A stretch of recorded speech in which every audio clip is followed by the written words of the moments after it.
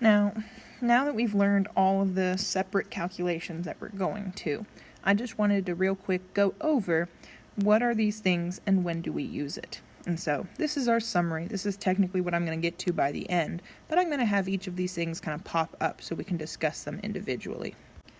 Okay, so the first gas law that we learned was called the combined gas law.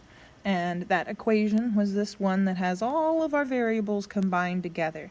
And more than that, we had two separate pressures and two volumes, 2 moles, 2 temperatures, one on either side.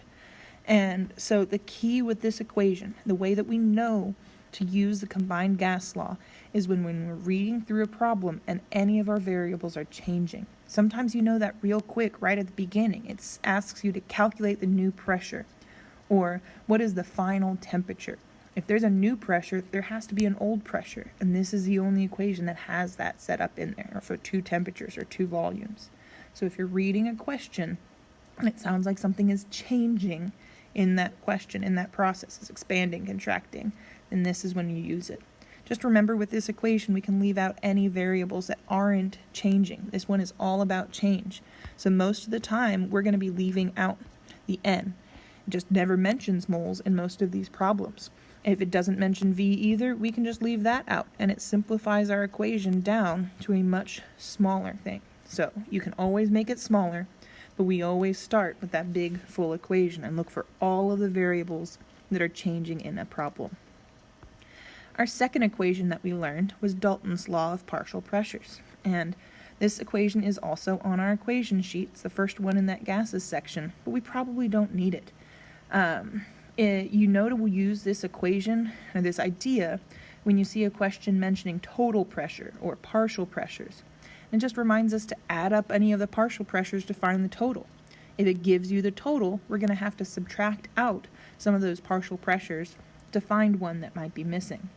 The only added twist that we had to this was that sometimes we had to find a partial pressure before we could subtract it, either by using the percent that they gave us or by using that water pressure table and finding what the water's pressure was and subtracting that out first. Then we learned about the ideal gas law in that podcast that we had for homework, and this is kind of like our combined gas law, but nothing is changing. We have all of these variables again, pressure, volume, moles, temperature, but nothing is changing in there. We just have all of the things except for one, and we're trying to find that one thing. So there's no changes, but we still have all of our variables. In Dalton's law, nothing's really changing, but Dalton's law only focuses on pressure, so it's probably not going to give you a volume and a temperature, let alone moles. So ideal gas law, we will have all of those things, all those different types of numbers, but nothing's changing with them.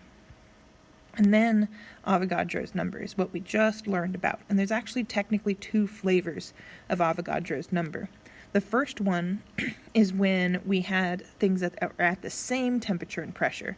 Not standard, but just the same. Whatever that temperature and pressure are, it's the same for 2 different substances, 2 different gases. So if a problem is comparing 2 different gases, especially if it's focusing on the volume and the moles, that's when we use Avogadro's principle, which is really just a proportion. And we can set up the number of molecules and volume in one gas is going to be proportional to the molecules and the volume of the other. And then finally, we have Avogadro's principle. If we're at standard temperature and pressure, is when we get to use that special equation. I know dimensional analysis isn't anybody's favorite, so remember we can always use PV equals nRT to solve these problems. You just have to remember what the standard temperature and pressure are to plug in, and then you can actually do all the algebra, pick out the R, all of that stuff to calculate volume and moles if you have one of them. But it's a lot easier, especially if that question is trying to get you to go to grams or starting you off with grams. If you're going to have to do a little bit of dimensional analysis already, it's a whole lot easier just to keep going with that dimensional analysis using this conversion instead of kind of switching from algebra to this and back again and having to round in the middle. So I think it's easier, but on the quiz you are welcome to do it either way. That's up to you. So hopefully this helps, because I know each of these things on their own isn't too hard, but the real challenge with gas laws is to remember when to use what. So that's why I put this together for you. Hopefully it helps.